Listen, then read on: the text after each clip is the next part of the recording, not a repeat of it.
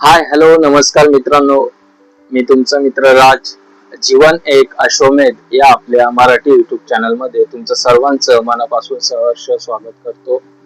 I hope सर्वजण छान असतील, स्वतःची आणि इतरांची काळजी घेत असतील. त्यासोबतच मित्रांनो, आयुष्याचा हा प्रवास करत असताना दुःख, अडचणी, संकटे, प्रॉब्लेम्स आपल्या आयुष्यात येत असतात. जर दुःख आपल्या आयुष्यात आलं तर माणसाची मानसिकता खराब होते. काय करायचं काय नाही ते त्याला सुचत नाही. मग होतं काय, चिडचिड निर्माण होते. राग, मत्सर, लोभ हा माणसाचा स्वभाव बाहेर येतो. चिडचिड वाढते, भांडण होतात, स्वतःला दोष देतो. काय करायचं, स्वतःला दोष द्यायचं थांबवतो, इतरांना दोष देतो आणि हा जीवनाचा प्रवास त्याचा असा चालू असतो. आज दैनंदिन जीवनातील एक जवळचा आणि अनुभवातला विषय आज मी तुमच्या डोळ्यासमोर मांडणार. लहानपणापासून तुम्ही हे म्हण ऐकले असेल की माणसाचा जो स्वभाव आहे त्यावर औषध नाही. कारण निसर्गाने माणसाला वेगवेगळ्या गुणांनी बनवलेला आहे. 5 मिनिटापूर्वीचा माणूस 10 मिनिटानंतर काय बोलेल कोणालाच माहित नसतं. कारण त्याचा स्वभाव ऍक्शनला रिॲक्शन कधी कशी एक देईल ते पण माहित नसतं. वडीलधारी व्यक्ती बोलतात की माणसाच्या स्वभावाला औषध नाही. मग त्यांनी काहीतरी अनुभवलं असेल किंवा त्यांच्या वडिलांनी त्यांना काहीतरी सांगितलं असेल किंवा ते स्वतः त्या कालावधी किंवा त्या कालावधी किंवा त्या प्रवाहातून गेले असतील, म्हणून त्यांना या गोष्टीची कल्पना असते. किंवा ही म्हण, या म्हणीचा अर्थ तुम्ही मला सांगा.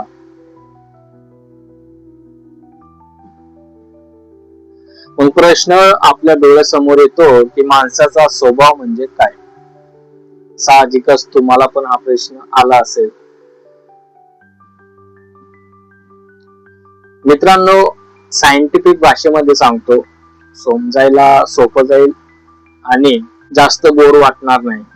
आता उदाहरण घ्यायचं झालं तर शरीर आहे. थकवा जाणवतो, ताप येतो, डॉक्टरकडे जातो, गोळी घेतो.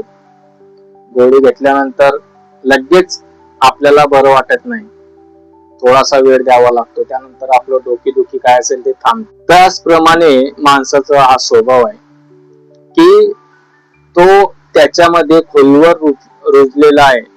त्यामध्ये राग आहे, लोभ आहे, हट्टपणा आहे, मत्सर आहे आणि या सर्व गुणांवर कोणतंही औषध काम करत नाही. कारण स्वभाव आणि शरीर ह्या दोन गोष्टी वेगळ्या आहेत. आणि स्वभावावर, माणसाचा जो स्वभाव आहे त्याच्यावर, कारण स्वभाव हा शरीराचा आजार नाही. हे सर्व लॅमिनेशन आपण बघतो, हे हात, पाय, बोट, नाक, कान, घसा, हे शरीर आहे. माणसाचा स्वभाव हा शरीराचा आजार नाही. तो आपल्या मनाचा, संस्काराचा आणि सवयीचा परिपाक आहे. आपण नेहमी बोलतो की त्याला ते सवय आहे, कटकट करणे, चिडचिड करणे, भांडण करणे, अभद्र भाषेत बोलणे. हा माणसाचा एक गुणधर्म आहे. जसं लोणचं असतं, त्याला तुम्ही किती कॅरी बॅग लावा, त्याला कसंही ठेवा, तेल नक्की सांडलं जातं किंवा ते चिकटतं कशाला तरी. लोणचं जसा स्वभाव आहे त्याचप्रमाणे माणसाचा स्वभाव आहे. जर तुम्हाला हा विषय समजत असेल तर कमेंट्स मध्ये लिहा, हो नाही काय असेल तुमचा फीडबॅक मला कळवत चला. त्यातून मी तुम्हाला काहीतरी सांगतोय. आणि मित्रांनो, आपलं चॅनल हे फक्त मोटिवेशन करत नाही तर जीवनाचा सार शिकवण्याचं काम सुद्धा करतं. म्हणून एक सबस्क्राईब तर नक्की बनतं. बघा, तुम्ही सर्व समजूतदार आहेत, तर तुम्हाला थोडंसं काही आवडलं किंवा काहीतरी पॉइंट आवडला तर नक्की सबस्क्राईब करा. मित्रांनो, माणसाचं मन किंवा त्याच्या सवयी ह्या गोष्टी अशा आहेत, एका रात्रीत तयार होत नाही. एखादी रात्र आली, स्वप्न बघतो आपण, ते स्वप्न जसं क्षणार्धात भंग होतं, त्याचप्रमाणे माणसाचा स्वभाव हळूहळू बदलत जातो. वयानुसार बदलतो, अनुभवानुसार बदलतो आणि सवयी तर त्याच्या कायम त्या सोबत असतात, त्या वेळेनुसार बदलत असतात. जसं मी सांगितलं की माणूस एका रात्रीत बदलत नाही, तो हळूहळू त्याच्यामध्ये बदल होत असतो. त्याचप्रमाणे सवयी सुद्धा हळूहळू बदलत असतात. एक उदाहरण देतो मित्रांनो. एक रागीट माणूस आहे, तुम्ही डोळ्यासमोर बघितलं असेल. त्या माणसाचे चित्र उभं करा. ऑब्झर्वेशन मित्रांनो करत चाला. समाजामध्ये वावरत असताना ऑब्झर्वेशन खूप महत्वाचा विषय आहे. ऑब्झर्वेशन केलं, निरीक्षण केलं तर त्यातून आपल्याला खूप काही शिकायला मिळतं. आणि प्रत्येकाने निरीक्षण शक्ती वाढवायलाच पाहिजे, ज्याने करायलाच पाहिजे. आपल्या आजूबाजूला एक माणूस असा असतोच, तो छोट्या छोट्या गोष्टीवरून चिडतो. जर तुमच्या नजरेस असा व्यक्ती असेल, मनुष्य असेल, तर कमेंट्स मध्ये नक्की लिहा त्याचं नाव. त्याला 1000 वेळा तुम्ही सांगितलं असेल, थोडं शांत राहा, थोडं कमी चिड, थोडं कमी भांडण कर, कमी बोल. त्याला ह्या चुका कळतात आणि तो सुद्धा बोलतो की मी सुधरेन. पण दुसऱ्या क्षणी तो काय आणि कसा रिॲक्ट करेल ते आपल्याला माहित नसतं. आणि मित्रांनो, मी तर म्हणतो राग हा कोणालाच येऊ नये. कारण राग करणं म्हणजे स्वतःच्या तब्येतीवर किंवा शरीरावर त्या गोष्टीचा इफेक्ट होतो. बघा, जर तुम्हाला राग येत असेल तर तुमचं प्रेशर हाय होतं. प्रेशर हाय झालं तर खूप काही गोष्टी होतात. आणि त्या गोष्टी थांबवण्यासाठी अगदी शांत मनाने विचार करा. जेवढं कमी बोलता येईल तेवढं बोलण्याचा प्रयत्न करा. याचा अर्थ असा नाही की बोलू नका, बोला. पण जी व्यक्ती चिडचिड करते, राग करते आणि भांडण करते आणि सारखं नको ते बोलते, त्या व्यक्ती स्वतःच नुकसान करत असते. कारण प्रेशर, शरीराचं जे प्रेशर असतं ते वाढत असतं, बीपी वाढत असतो, रक्तदाब वाढत असतो. आणि मग डॉक्टरकडे जाऊन ती व्यक्ती गोळ्या घेते, तरी त्या व्यक्तीचा स्वभाव बदलत नाही. का बदलेल? कारण तो एक गुणधर्म आहे मित्रांनो. राग हा शरीरात नसून मनात असतो. आणि मन हे खूप चंचल आहे, प्रत्येकाला माहित आहे. कारण आपण सर्व हाडामासाचे प्राणी आहोत.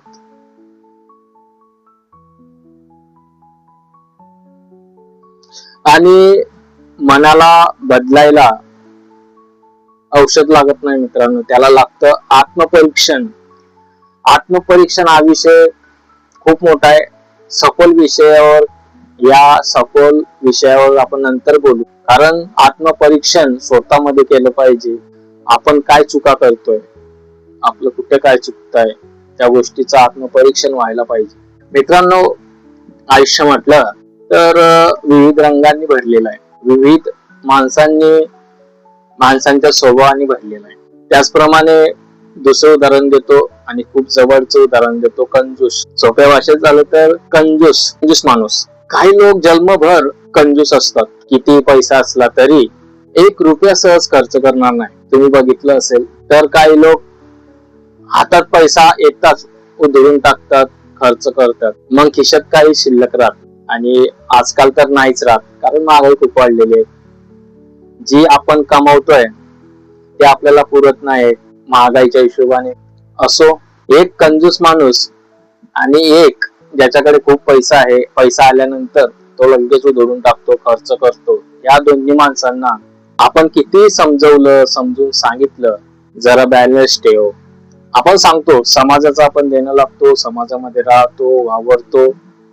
आपण सांगत असतो थोडासा बॅलन्स ठेव, तरी काही लोकांचा मूळ स्वभाव असतो, ऐकत नाही. चांगलं सांगितलं तर ऐकत नाही, वाईट लगेच ऐकलं जातं. कारण हे आर्थिक शहाणपणाचं नाही. याचा अर्थ असं आहे की त्याला आर्थिक नॉलेज नाहीये.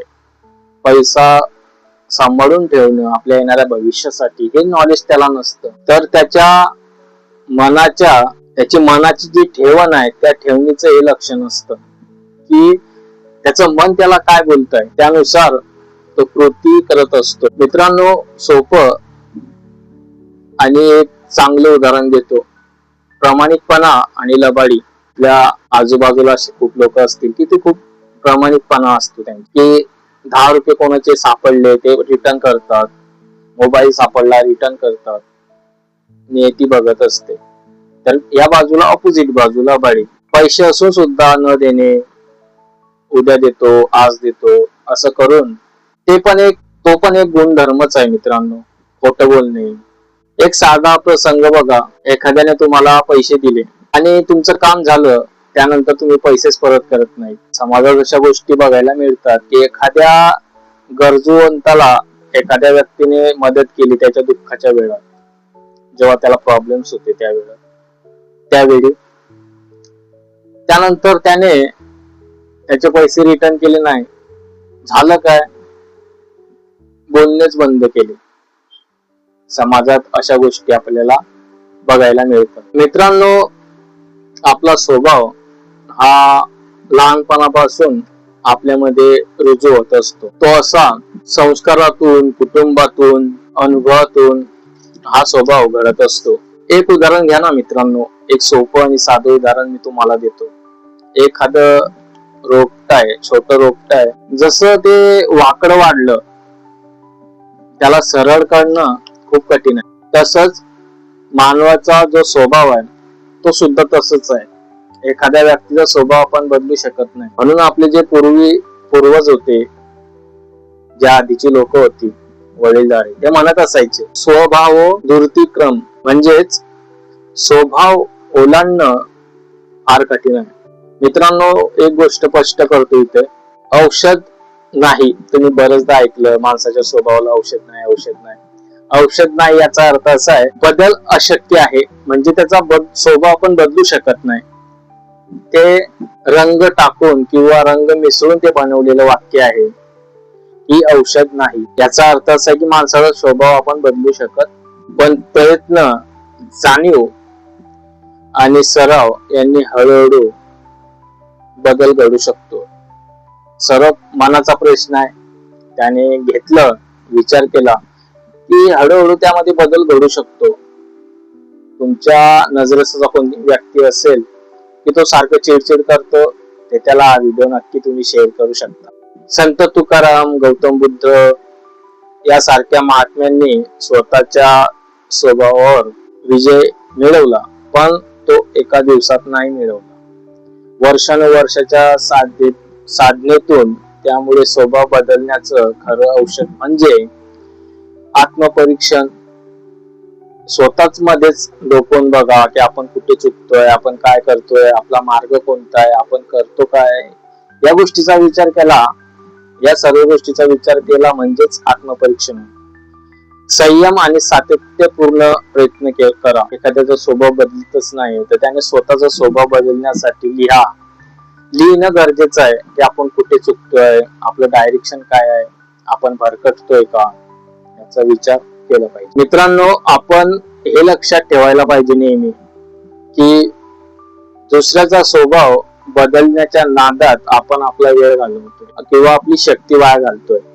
त्याऐवजी आपण स्वतःच्या मनातील द्वेष किंवा स्वभावातील दोष ओळखून ते सुधारण्याचा प्रयत्न करूया. तो व्यक्ती काही बदलणार नाहीये, स्वतः आपल्यालाच बदलावं लागेल. कारण खरं औषध बाटलीत नसतं, ते आपल्या मनाच्या जाणीवेत असतं. त्या गोष्टीची त्याला जाणीव व्हायला पाहिजे. एखादा व्यक्ती असेल, त्या गोष्टीची त्याला जाणीव झाली की माझं खरोखर चुकतंय, मी करतोय ते चुकीचं आहे, तेव्हाच त्याच्यामध्ये बदल घडेल.